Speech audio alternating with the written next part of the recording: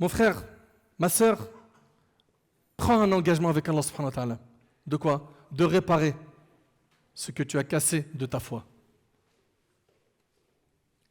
De soulager ton cœur du poids des péchés qu'il porte.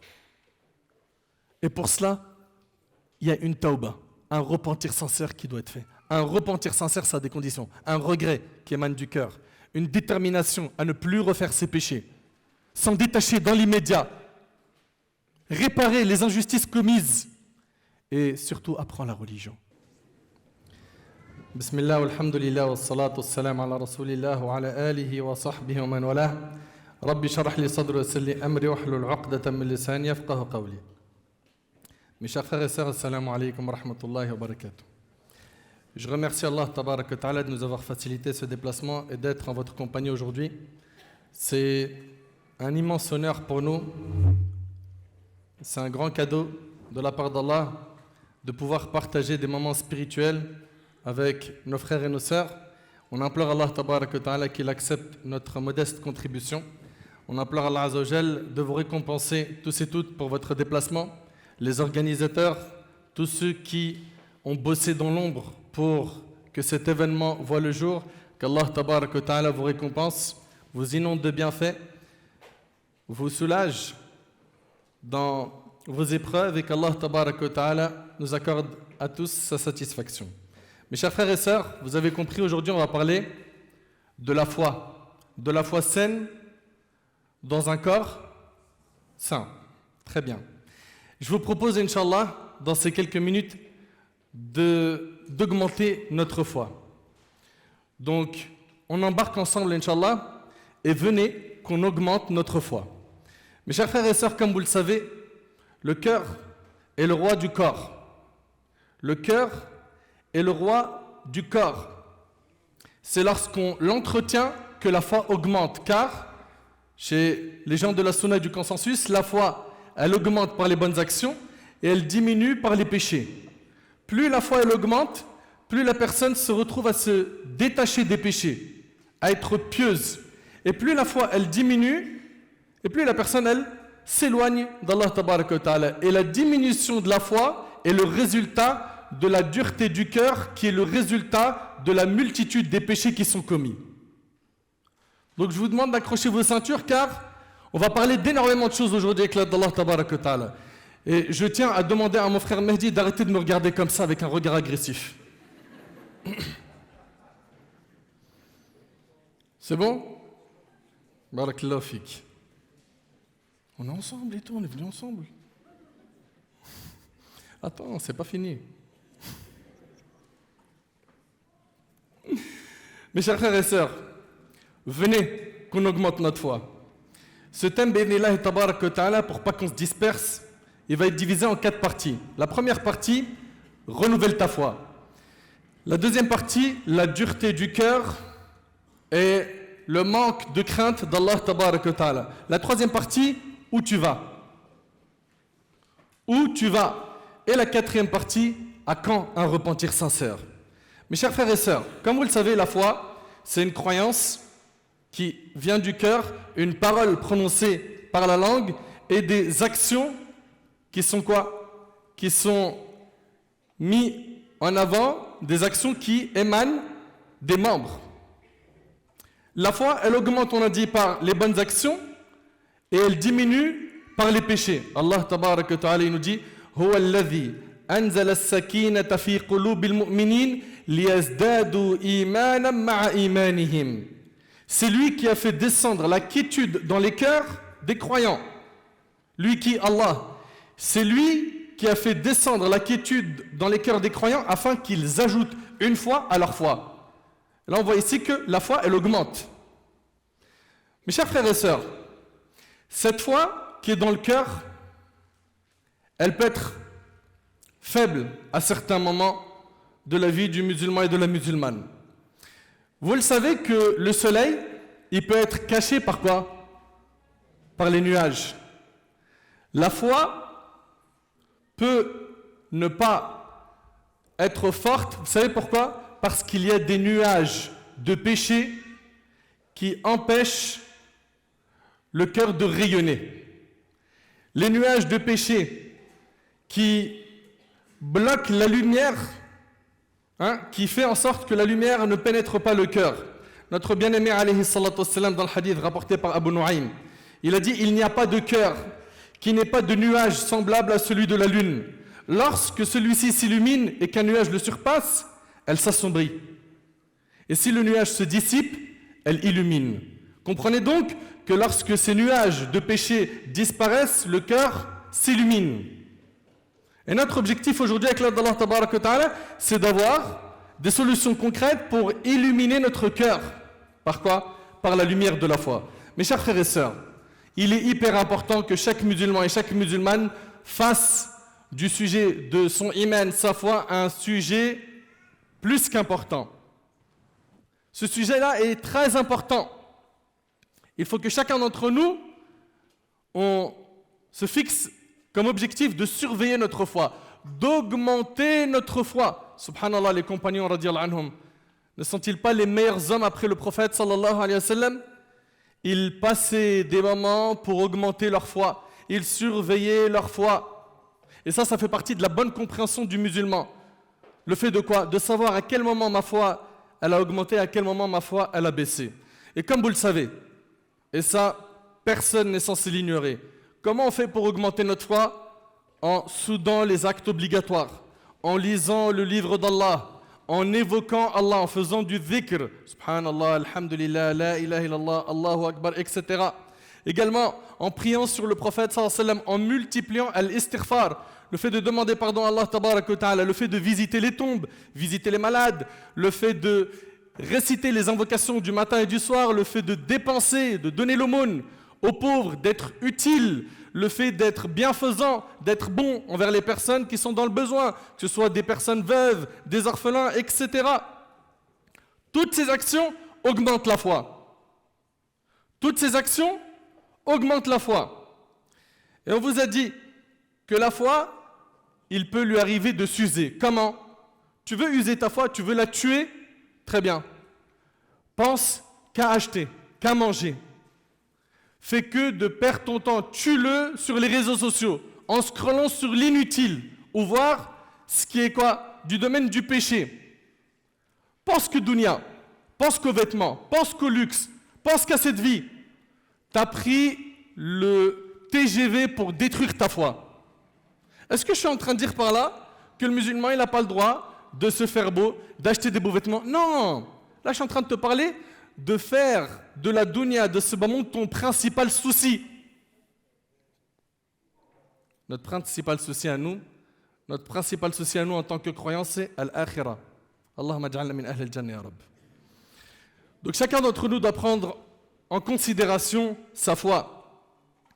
Deuxième point qu'on doit traiter ensemble, c'est la dureté du cœur et le fait qu'aujourd'hui, énormément de gens ne craignent plus Allah tabaraka wa ta'ala. Allah tabaraka wa ta'ala, il nous dit dans le Coran, et je vous invite s'il vous plaît quand on parle de versets, de paroles du prophète sallam, de connecter vos cœurs aux paroles qui vont être prononcées. Allah ta'ala, il nous dit Alam ya'nini alladhina amanu an takhsha'a qulubuhum li dhikrillah wa ma nazala min al-haqq ولا يكونوا كالذين أوتوا الكتاب من قبل فطال عليهم الأمد فقست قلوبهم وكثير منهم فاسقون. Le moment n'est-il pas venu, nous dit Allah, pour ceux qui ont cru que les cœurs s'humilient à l'évocation d'Allah? Quand est-ce que ton cœur va être réceptif des paroles d'Allah? Quand? Combien de discours t'as entendu dans ta vie? Combien trop de bas t'as écouté? Combien de fois t'as cliqué sur des rappels sur YouTube et t'as le même comportement avec Allah?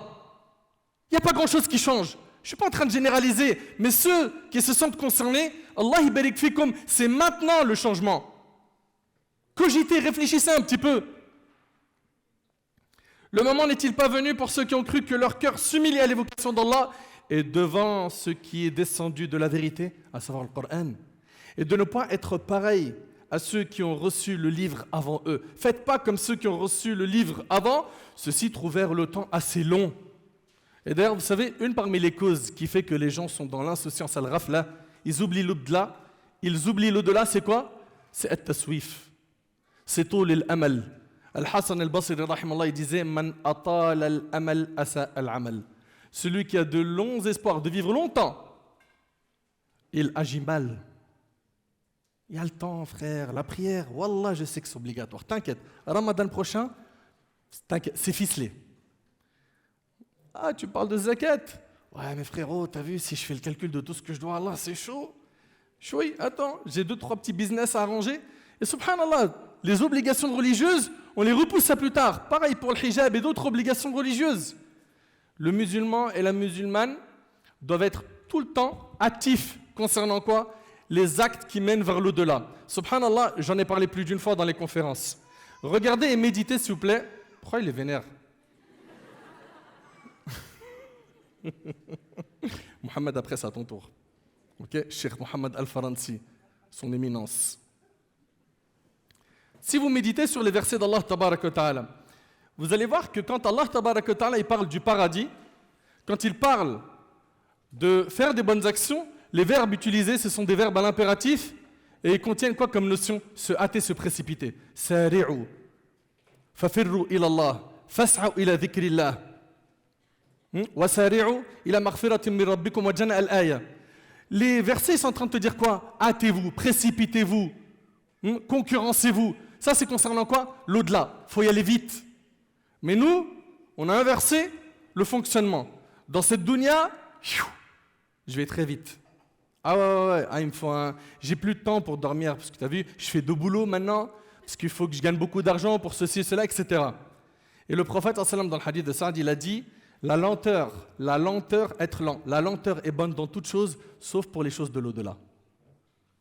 Pour l'au-delà, tu ne dois pas être lent. Les projets dans la vie d'ici-bas, fais lentement, doucement, mais sûrement. Ok? Je ne suis pas en train de te dire, monte pas de projet, tu n'as pas le droit de faire un business. Ça va? Je suis en train de dire simplement, mon message ici, c'est quoi? C'est, quand il s'agit de l'au-delà, c'est tu dois être quoi? Hâtif. Ici, Allah Tabarak wa Ta'ala, il dit, et de ne point être pareil à ceux qui ont reçu le livre avant eux, ceux-ci trouvèrent le temps assez long, et leurs cœurs s'endurcirent, et beaucoup d'entre eux sont pervers. Allahu Akbar. Mon frère ainsi que toi, ma sœur, à quand une humilité qui va provenir de ton cœur?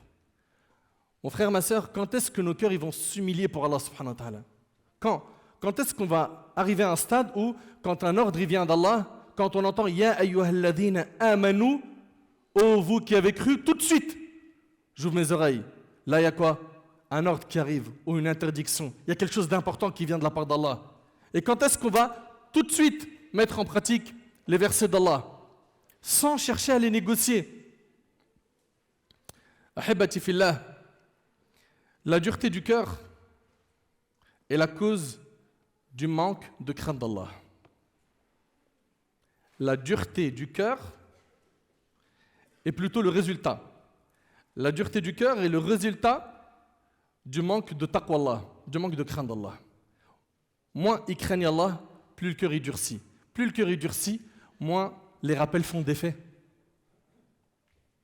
Moins les rappels font d'effet. Subhanallah, le fait de faire durcir le cœur, de l'assombrir, fait que tu es plus réceptif aux paroles d'Allah Tabarak wa Ta'ala. On te rappelle, ça te picote un petit peu, et des fois ça picote même pas. Ça touche même pas.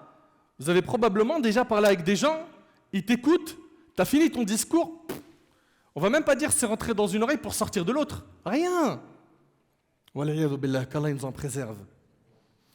Il faut donc faire un travail, pourquoi?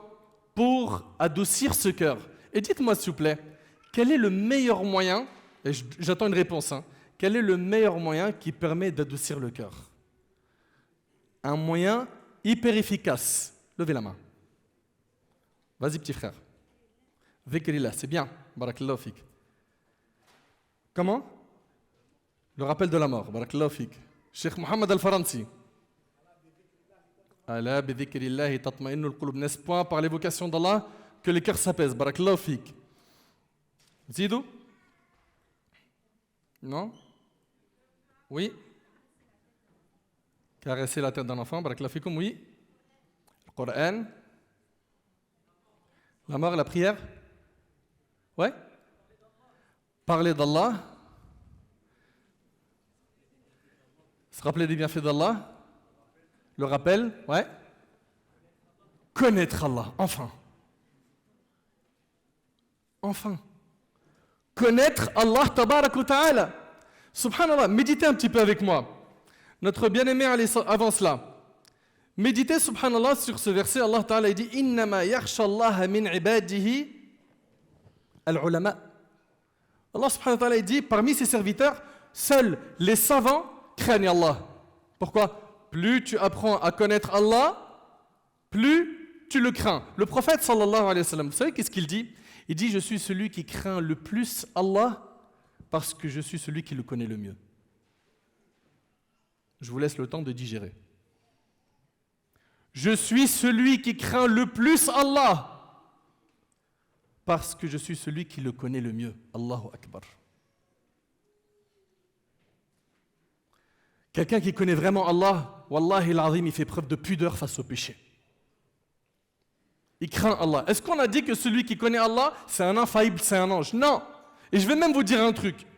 Il y en a même, ils connaissent bien comme il faut leur Seigneur Azza wa Jal. Et il peut leur arriver de tomber dans un petit péché, voire même un grand péché. Mais tout de suite derrière, il y a les remords, le repentir qui suit quelques instants après.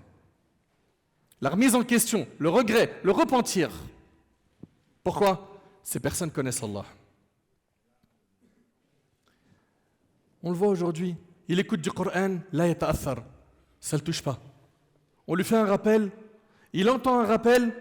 Des fois, vous savez, vous avez probablement vu, surtout les frères, des frères venir parler à d'autres frères. Et après, dès qu'ils viennent, t'en as quelques-uns et ils partent. Pourquoi? Le cœur est dur. À cause de quoi? Les péchés, ils sont trop nombreux, ils ont assombri le cœur. Le cœur a durci. Tu lui dis, regarde, écoute la parole d'Allah. Regarde, le prophète sallallahu alayhi wa sallam, qu'est-ce qu'il dit? Des paroles, subhanallah, qu'ils entendent et qui ne leur font pas d'effet. Méditez avec moi sur les versets suivants. Allah Ta'ala dit وَكَذَلِكَ أَخْذُ رَبِّكَ إِذَا أَخَذَ الْقُرَى وَهِيَ ظَالِمَةٌ إِنَّ أَخْذَهُ أَلِيمٌ شَدِيدٌ إِنَّ فِي ذَلِكَ لَآيَةٌ. Écoutez bien. Telle est la rigueur de la prise de ton Seigneur quand il frappe les cités lorsqu'elles sont injustes. Son châtiment est bien douloureux et bien dur. T'entends? Le châtiment d'Allah, et on va en parler tout à l'heure, Inch'Allah. On va parler de l'enfer, on va citer plein de textes et on va, vous inquiétez pas, finir par le paradis. Allah Ta'ala, il nous dit, le châtiment d'Allah, il est quoi? Il est douloureux et dur. Et il nous dit, Azza wa Jal, il y a bien là un signe. Alors écoutez bien, un signe pour qui? Pour celui qui craint le châtiment de l'au-delà. C'est un jour où les gens seront rassemblés et c'est un jour solennel, attesté par tous. Allahu Akbar. Inna fi dhalika la aya liman khafa adhab al-akhirah dhalika yawmun majmu'un lahu an-nas wa dhalika yawmun mashhud. Regardez, Allah il dit quoi? Wa ma nu'akhiruhu illa li ajalin ma'dud. Yawma ya'ti la takallamu nafsun illa bi idhnihi. Faminhum shaqiyyun wa sa'id. فأما الذين شقوا ففي النار لهم فيها زفير وشهيق خالدين فيها ما دامت السماوات والأرض إلا ما شاء ربك إن ربك فعال لما يريد وأما الذين سعدوا ففي الجنة اللهم اجعلنا منهم يا رب ففي الجنة خالدين فيها ما دامت السماوات والأرض إلا ما شاء ربك عطاء غير مجذوذ. Il y a bien là un signe pour qui? Pour celui qui craint le châtiment de l'au-delà. C'est un jour où les gens seront rassemblés. Et c'est un jour solennel. Et nous ne le retardons que pour un terme bien déterminé. Suivez bien. Le jour où cela arrivera, nulle âme ne parlera qu'avec sa permission, celle d'Allah. Personne ne parlera le jour du jugement qu'avec la permission d'Allah. Il y aura des damnés et des heureux. Regardez, Allah, il nous dit quoi? Ce jour-là, ça doit être pour nous un one-shot. Ça veut dire quoi? Il n'y a pas de « je descends en enfer, j'y reste un certain temps, puis après, je pars au paradis. » L'enfer, c'est terrible. On va en parler, je le dis, je le répète, l'enfer, c'est terrible. Vous ne pouvez pas imaginer ce que c'est l'enfer. C'est dur. Il y aura des gens le jour du jugement qui seront heureux, d'autres malheureux. Ceux qui sont damnés, les malheureux, seront dans le feu où ils ont des soupirs et des sanglots pour y demeurer éternellement tant que dureront les cieux et la terre, à moins que ton Seigneur décide autrement. Car ton Seigneur fait absolument tout ce qu'il veut. Et quant aux bienheureux, ils seront au paradis. pour y demeurer éternellement tant que dureront les cieux et la terre, à moins que ton Seigneur n'en décide autrement. C'est là un don qui n'est jamais interrompu. Plus tu vas connaître Allah, tabaraka wa ta'ala, plus tu vas avoir de la pudeur quand tu seras surtout seul. Combien de fois on se retrouve seul et on se lâche? Et parfois sans public. Quand sans public, vous êtes en train d'afficher vos péchés. Le prophète a dit, on pardonnera à toute ma communauté, sauf ceux qui divulguent leurs péchés au grand jour. Tu arrives à imaginer ces gens qui se vantent de leurs péchés, ils les postent en story sur Snap, sur Insta. Hein, regardez comment je me suis régalé. On a mangé ça, puis regardez les bouteilles. Hein, je vous raconte même pas le shit. Et puis au niveau des meufs, c'était le max. Et tu vois les gens, les commentaires et tout le monde est émerveillé. Waouh, il vit riche. Oh là là, il riche bien. Il riche bien. Il riche quoi? Vous êtes sérieux? C'est ça la vraie vie? Le prophète m'a dit, il n'y a de vraie vie que celle de l'au-delà. Tu es ici pour préparer l'autre monde. Tu es ici pour préparer l'autre monde. Sois certain, toi qui te donnes à fond au péché et qui a un cœur qui est dur et qui a assombri ton cœur par les péchés, sois certain, je te le dis, et wallahi, ce n'est pas une attaque, mais c'est pour que tu te remettes en question. Sois certain que tu ne connais pas Allah. Je sais que la parole, elle est piquante maximum. N'est-ce pas, Mehdi? Oui? Toi, tu la trouves piquante, hein? Imaginez-vous, Mehdi la trouve piquante. Il en faut beaucoup hein, pour... Mazel Mehdi. Donc Allah yahfazkoum. Mes frères et sœurs, l'affaire, elle est trop importante. Il faut apprendre à connaître Allah, tabaraka wa ta'ala. Et ça passe par quoi? Par l'apprentissage de la religion. Et aujourd'hui, on n'a plus d'excuses. Il faut arrêter. Non, mais parce que le week-end, parce que je travaille, parce que mes études, parce que... Vous pouvez même étudier en ligne, bien qu'on vous préconise d'essayer d'étudier en présentiel, c'est mieux. Si vous ne pouvez pas, il y a, bifadlillahi tabaraka wa ta'ala, plein d'accès pour étudier la religion en ligne, et évoluer, et profiter, et apprendre. Subhanallah al-ali al-azim. Donc il faut quoi? Que le musulman se mette à apprendre la religion d'Allah tabaraka wa ta'ala. Plus tu vas apprendre la religion, plus ta crainte d'Allah va augmenter. Vous écoutez? Ok? Mais attention, c'est t'apprends et tu mets en pratique. Parce qu'il y a des gens aussi, ils apprennent, mais ils ne mettent pas en pratique.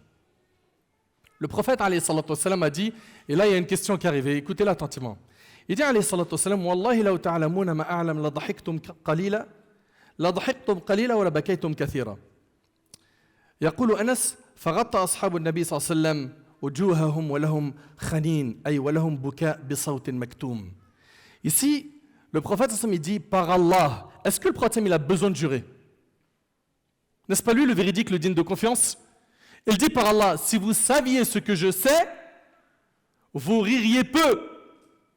Et vous pleurez beaucoup. Anas radiallahu anhu,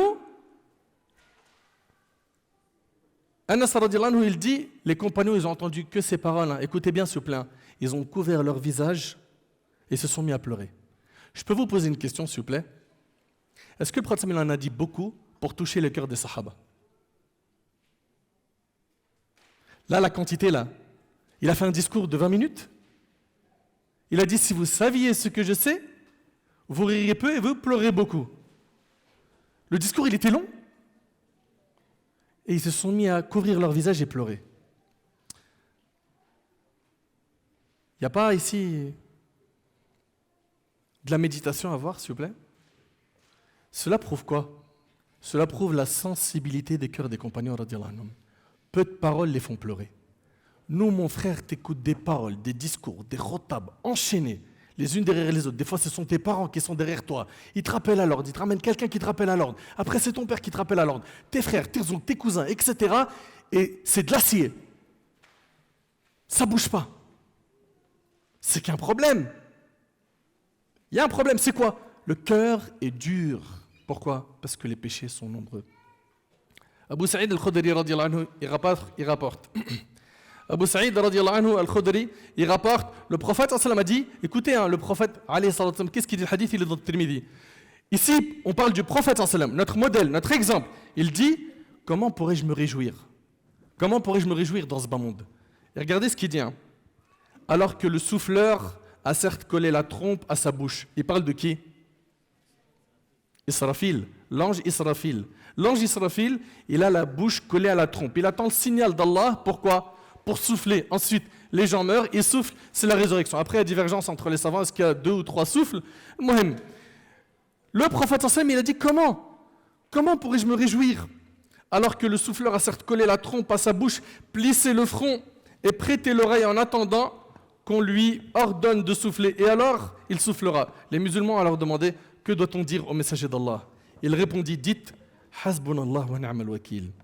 Allah nous suffit et quel bon garant. Nous avons placé notre confiance en Allah, notre Seigneur. Il se peut que Soufiane ait dit, c'est en Allah que nous avons mis notre confiance. Le hadith, il est chez Tirmidhi. Mes chers frères et sœurs, nos pieux prédécesseurs, qui sont nos modèles, ils étaient très sensibles au rappel d'Allah tabaraka wa ta'ala. Omar ibn Khattab, Abdullah ibn Abbas, il vient le voir au moment où il est en train de lâcher ses derniers souffles. Il est mourant.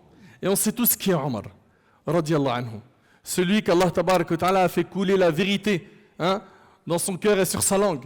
Omar, Al-Farouq, le discernateur. Omar, celui qui prenait un chemin, le diable en prenait un autre. Le prophète m'a dit, s'il y avait eu un prophète après moi, ça aurait été Omar. Je ne sais pas si vous réalisez. Cet homme qui pleurait tellement que 2 traits noirs se sont tracés sur son visage. Il pleurait par crainte d'Allah. Un verset, il l'écoutait, il pouvait tomber malade pendant 1 mois, tellement le cœur était sensible. Omar, radiyallahu anhu. Ibn Abbas, il vient le voir.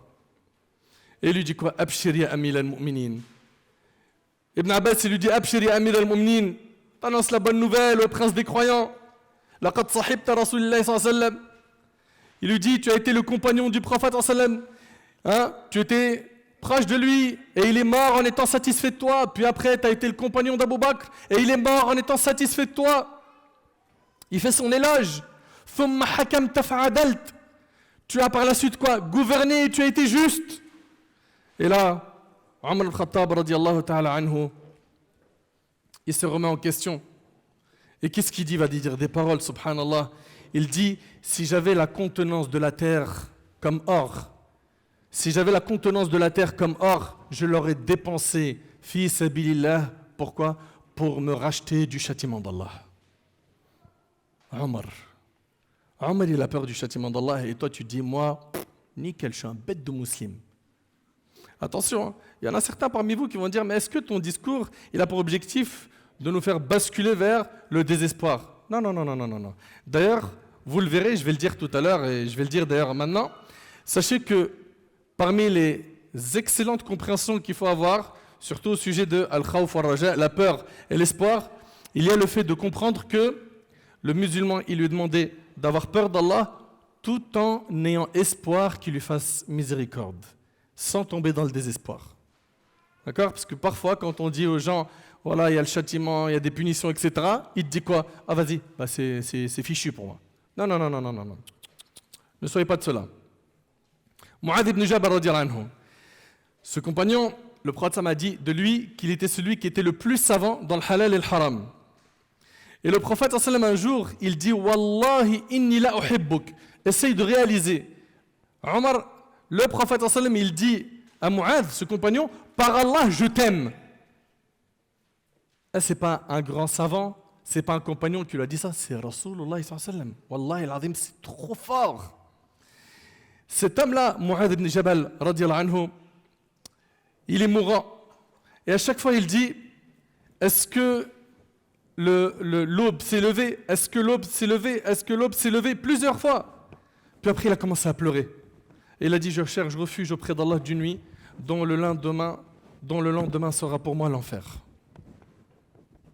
Mu'adh, radiyallahu anhu, cet homme pieux, ce compagnon, ce noble compagnon, il a peur d'Allah tabaraka wa ta'ala. Sufyan al-Thawri, ce grand savant dans la piété, dans l'ascétisme, ce grand savant dans le hadith, il est sur son lit de mort. Puis Hamad ibn Salama, il rentre, il lui dit Abshiri Aba Abdullah, allez, on t'annonce la bonne nouvelle, Abu Abdullah. Il lui dit Innaka muqbil ala ma kunta tarjuh.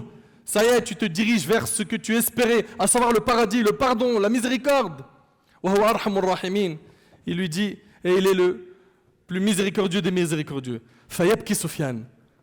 Sofiane, rahimahullah, il pleure. ويقول لحماد بن سلمة أسألك بالله يا حماد. Il pleure et lui dit, je te demande pour Allah, oh Abu Salama. Il lui dit, أتظن أن مثلي ينجو من النار. Est-ce que tu penses que quelqu'un comme moi peut échapper à l'enfer? Allahu Akbar. Allahu Akbar. L'imam Shafi'i, rahimahullah, Al-Muzani, il va le visiter. Et il dit quoi? Il pleure, Shafi'i, quand il est mourant. Il dit, فلا أدري والله يا مزني أتصير روحي إلى الجنة فأهنيها أم إلى النار فأعزيها. Shafi'i, rahimahullah, il dit, Ya Mouzani, je ne sais pas, wallahi, je ne sais pas si mon âme va partir au paradis afin que je la félicite, ou est-ce qu'elle va aller en enfer. Et à ce moment-là, je dois lui présenter quoi? Mes condoléances. Malik ibn Dinar, ce grand imam parmi nos pieux prédécesseurs, il est là, il prie la nuit, il multiplie les demandes de pardon, puis après il tient sa barbe et il commence à pleurer, et il dit Ya Rab, ô Seigneur, alimtu sakin al-jannah wa sakin al-nar. J'ai su ce qui est réservé au paradis et ce qui est réservé à l'enfer.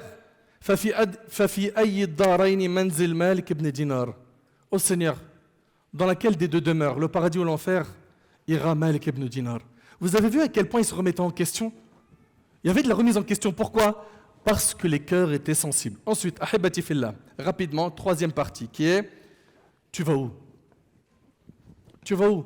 Toi qui t'adonnes à des substances illicites, ou qui consomme, ou qui boit de l'alcool, toi qui ne te pries toujours pas, toi qui mets en colère tes parents, toi qui manges l'argent sale, ou bien ceux qui se sont mariés et qui tombent dans la tromperie, et Wallah et l'azim, les histoires on en reçoit à la pelle, elles sont très douloureuses.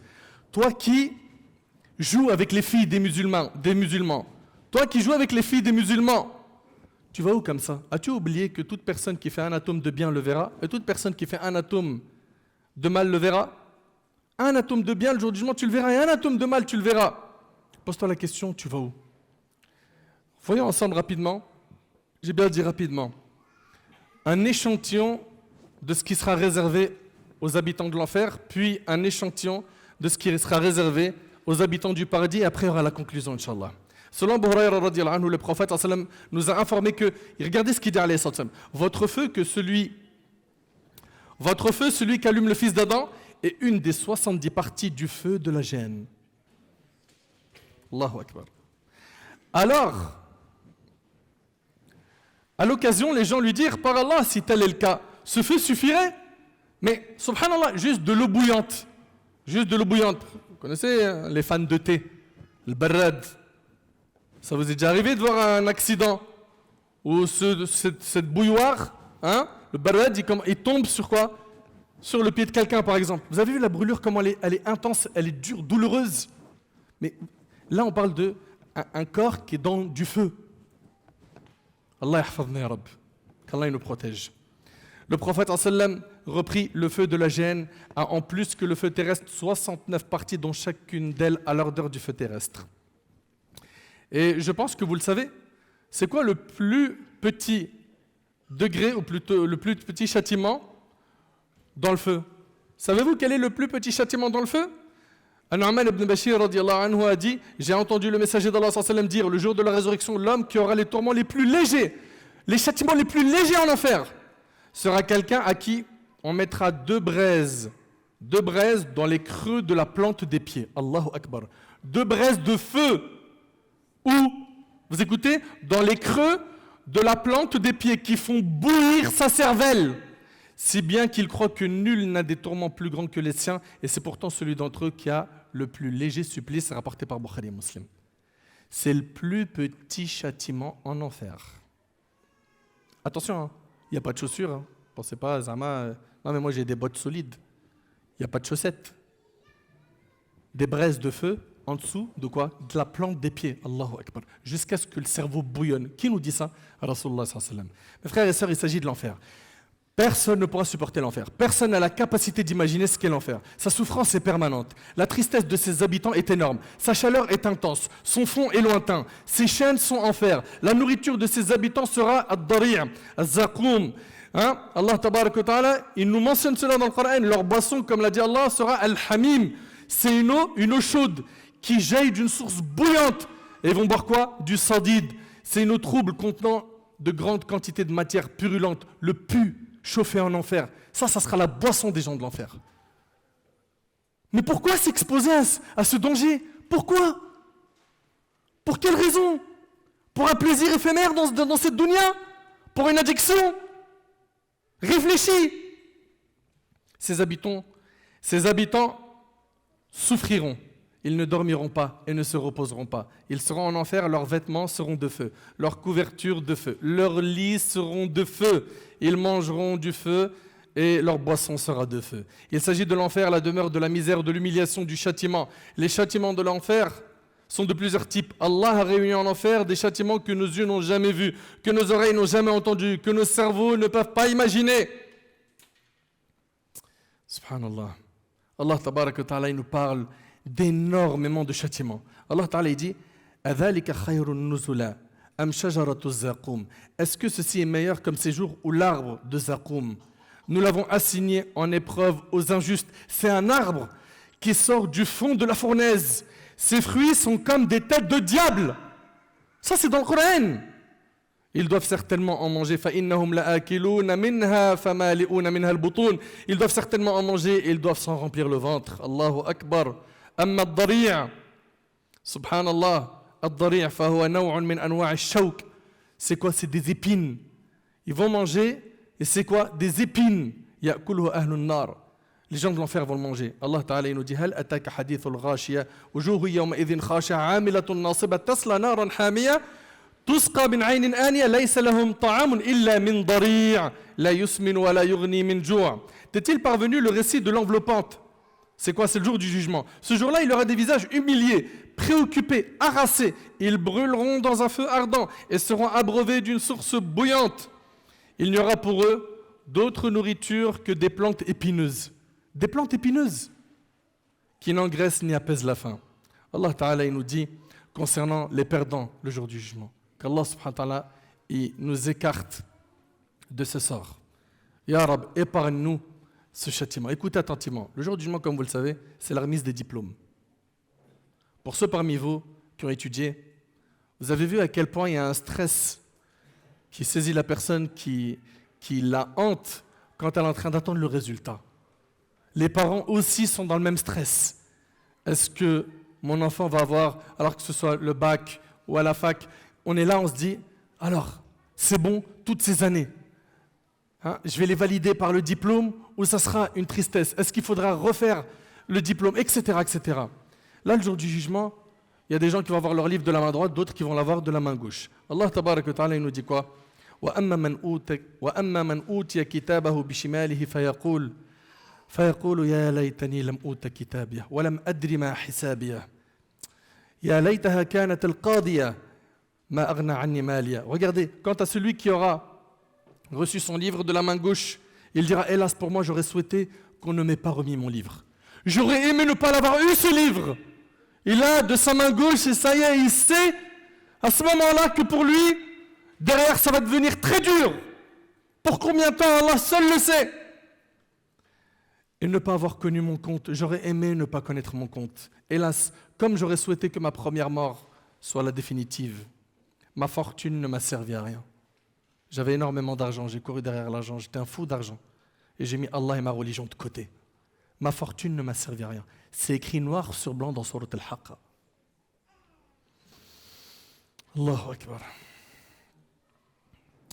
هلك عني سلطاني خذوه فغلوه ثم الجحيم صلوه ثم في سلسلة ذرعها 70 ذراعا فاسلكوه إنه كان لا يؤمن بالله العظيم ولا يحض على طعام المسكين فليس له اليوم هاهنا حميم ولا طعام إلا من غسلين لا يأكله إلا الخاطئون. Saisissez-le, puis mettez-lui un carcan. Ensuite, brûlez-le dans la fournaise, puis liez-le avec une chaîne de 70 coudées. Car il ne croyait pas en Allah le Très-Haut et n'incitait pas à nourrir le pauvre.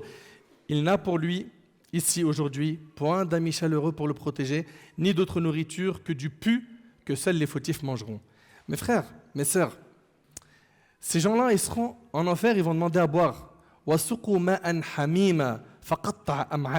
Et qui seront abreuvés d'une eau bouillante qui leur déchire les entrailles. C'est-à-dire, ils sont dans le feu, ils ont soif, ils demandent à boire, et la boisson qu'ils vont boire, elle va déchirer leurs entrailles. Allah Ta'ala, il nous dit quoi? إنا أعتدنا للظالمين نارا نارا أحاط بهم سرادقها وإن يستغيثوا يغاثوا بماء كالمهل يشوي الوجوه بئس الشراب وساءت مرتفقا. Nous avons préparé pour les injustes un feu dont les flammes les cernent. Et s'ils implorent à boire, on les abreuvera d'une eau, écoutez bien, d'une eau comme du métal fondu brûlant les visages. Tiens, sur ton visage, ça brûle, ça fait fondre ton visage. Quelle mauvaise boisson et quelle détestable demeure. Et là, les gens de l'enfer, vous savez qu'est-ce qu'ils vont faire? Allah, il nous le dit dans le Coran. Ils vont demander aux gardiens de l'enfer, sauvez-nous, aidez-nous. وقال الذين في النار لخزنة جهنم ادعوا ربكم يخفف عنا يوما من العذاب. Regardez bien. Et ceux qui seront dans le feu diront aux gardiens de l'enfer, priez votre Seigneur de nous alléger un jour de notre supplice. On veut juste un allègement. C'est trop, on n'en peut plus. قالوا أولم تك تأتيكم تأتيكم رسلكم بالبينات قالوا بلى قالوا فادعوا وما دعاء الكافرين إلا في ضلال. Ils diront, vos messagers, ne vous apportaient-ils pas les preuves évidentes? Ils diront si. Les gardiens diront, eh bien, priez. Et l'invocation des infidèles n'est qu'aberration. Également, quand ils vont en avoir marre, ça sera trop, ils vont appeler Malik. Malik, c'est qui? Le gardien de l'enfer. Malik, c'est le gardien de l'enfer. Le gardien du paradis s'appelle Redouane. C'est bien aussi d'étudier un peu la religion, c'est bien, non? Apprenez. Allah Ta'ala nous dit وَنَادُوا يَا مَالِكْ لِيَقْضِيَ عَلَيْنَا رَبُّكَ قَالَ إِنَّكُمْ مَاكِثُونَ. Et ils crieront, ô Malik, que ton Seigneur nous achève. Vous entendez leur souhait en enfer? Que ton Seigneur nous achève. Il dira en vérité, vous êtes ici pour y demeurer éternellement. Allahu Akbar. Est-ce que c'est terminé? Non. À la fin, qu'est-ce qu'ils vont faire? Ils vont en avoir tellement marre qu'ils vont demander à Allah tabaraka wa ta'ala قالوا ربنا غلبت علينا شقوتنا وكنا قوما ضالين ربنا أخرجنا منها فإن عدنا فإنا ظالمون قال اخسأوا فيها ولا تكلمون. Ils dirent, Seigneur, notre malheur nous a vaincus et nous étions des gens égarés. Seigneur, fais-nous sortir de l'enfer. Et si nous récidivions, nous serons alors des injustes. Il dira quoi? Regardez Allah, Arhamur Rahimin, le plus miséricordieux des miséricordieux. Regardez sa réponse, il dira, soyez-y refoulés, humiliés et ne me parlez plus. Allahu Akbar. Allahu Akbar. Vous avez eu votre vie sur terre pour œuvrer. Combien de personnes vous ont fait des rappels à l'ordre? Combien de personnes vous ont dit de craindre Allah tabaraka wa ta'ala, de vous rapprocher de lui Azza wa Jal? Combien? Allahu Akbar. Concernant le paradis, mes chers frères et sœurs, le prophète sallam il nous dit, le premier groupe de bienheureux à entrer au paradis aura l'aspect de la lune lorsqu'elle est pleine. Ceux qui suivront auront la splendeur de l'astre du ciel le plus lumineux. Ils auront ni urine, ni défécation. C'est terminé au paradis de quoi? D'uriner, d'aller faire ses besoins. C'est terminé. Mais mon frère, on va bien manger, oui, mais pas par faim. La faim, c'est une souffrance. Et il n'y a pas de souffrance au paradis. Et la soif, il n'y a pas de soif. Tu manges, tu bois par plaisir, pour kiffer. Ok? Et comment on digère si on va plus aux toilettes? C'est par une odeur de parfum qui va sortir de ton cœur, du musc. Leur sueur aux gens du paradis sera du musc, du parfum. Et attention, quand on dit parfum et du musc, généralement vous pensez au musc à 2 €. Hein? Ah ouais, c'est pas un truc de ouf. Nous, c'est que les parfums de collection, mon frère. T'as vu, chez moi, les parfums, c'est 3 chiffres. Et attention. Hein. Mais là, on parle du paradis. Les parfums, ils n'ont rien à voir avec tout ce que vous avez senti à Sephora. Ça n'a rien à voir. Là, on parle du paradis. Allah tabaraka wa ta'ala a dit, j'ai préparé pour mes pieux serviteurs ce que nul œil n'a vu, aucune oreille n'a entendu et aucun cerveau ne peut imaginer. Personne ne crachera, personne n'aura aucune morve. Leurs peignes seront en or, la transpiration de musc, leurs encensoirs sont de coctus. Allahu Akbar. Et il vous suffit de savoir que le dernier homme à sortir de l'enfer de notre communauté qui entrera au paradis aura la récompense, écoutez bien, aura en récompense la vie d'un roi sur terre. Mais attention, pas la vie d'un roi sur terre, simplement. 50 fois la vie d'un roi sur terre.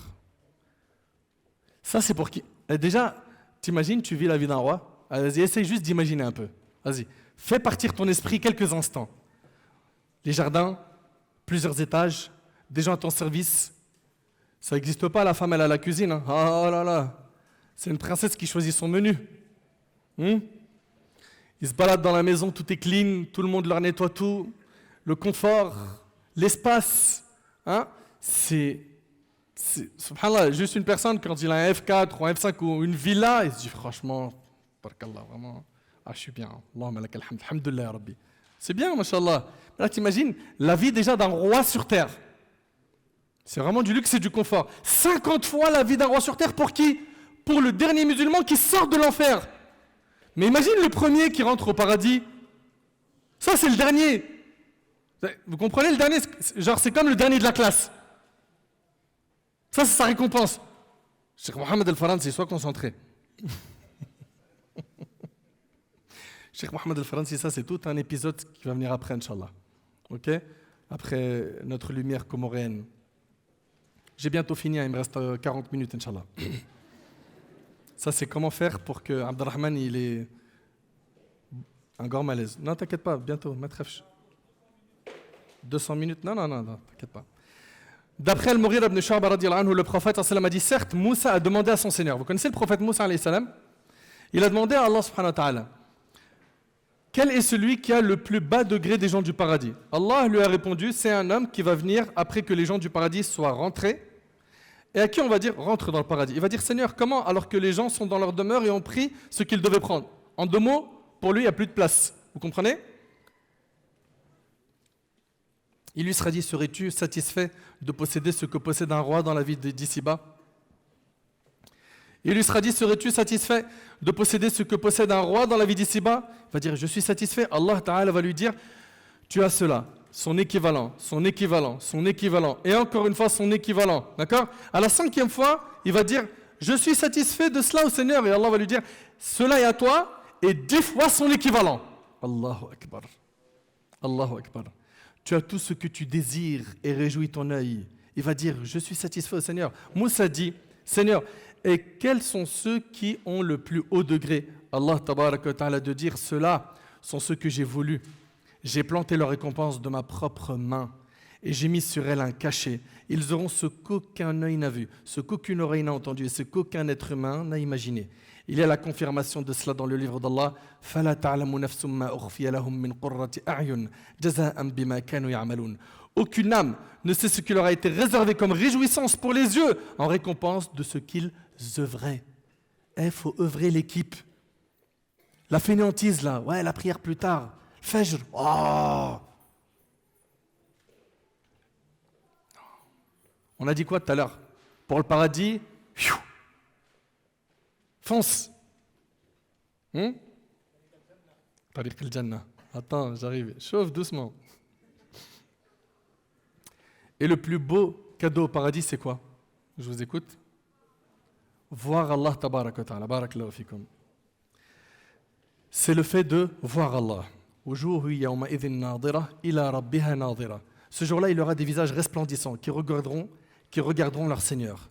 Et dans le hadith d'Abi Sa'id al-Khudri, radiyallahu anhu, regardez le prophète, ça me dit quoi? Allah Azza wa Jal dira aux gens du paradis, ils diront alors, à tes ordres, notre Seigneur, nous sommes à ton service. Ils sont rentrés au paradis. Vous savez, Ibn Abbas, il dit quoi? Il dit, quand on rentrera au paradis, on reconnaîtra notre maison comme quelqu'un qui sort de la prière du vendredi pour rentrer chez lui. C'est-à-dire, tu rentres au paradis, tu dis, allez l'équipe là, c'est bon, allez, on va à la maison là. Tu sais déjà, elle est où ta maison? T'imagines un peu? Et est-ce que tu penses que ta maison, c'est les maisons d'ici là, hein? Ou des fois, tu as des pannes de tuyauterie, de plomberie. Il n'y a pas. Ça, c'est.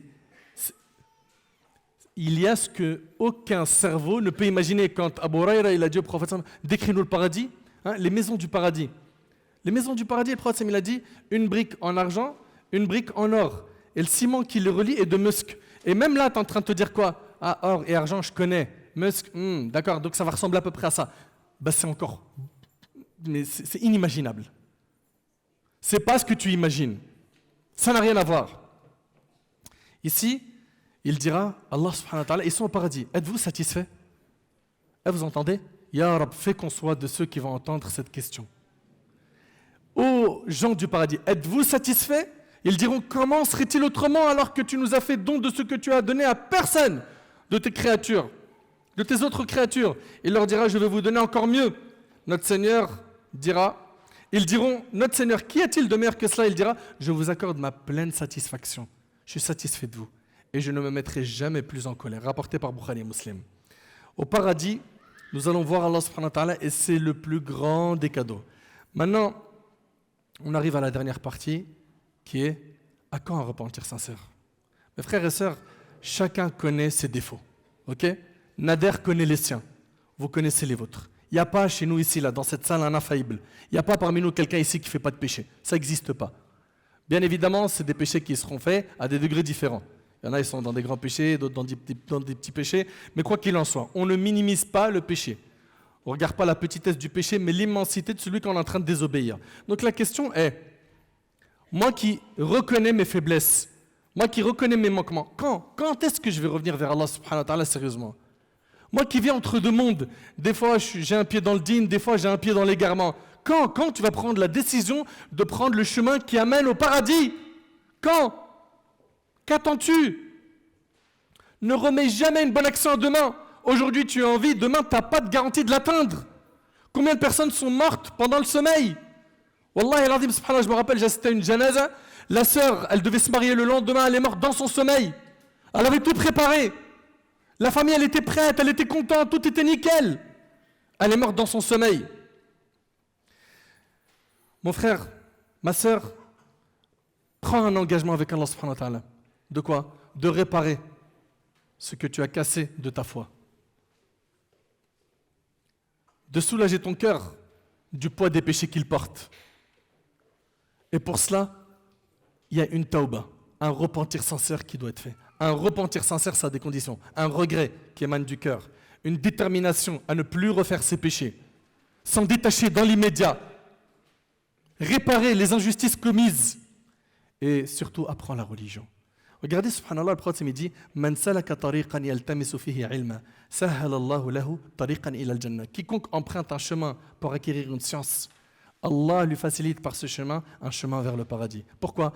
Parce que toi qui prends le chemin de la science, de la religion, tu es en train de te diriger vers quoi? La connaissance d'Allah. Et c'est par cela que tu vas obtenir le paradis. Et barakallahu fikum, vous avez entendu des textes qui font peur. Vous avez entendu des textes qui sont vraiment effrayants. Ne tombez jamais dans le désespoir, car si vous tombez dedans, sachez que le shaitan vous a piégé.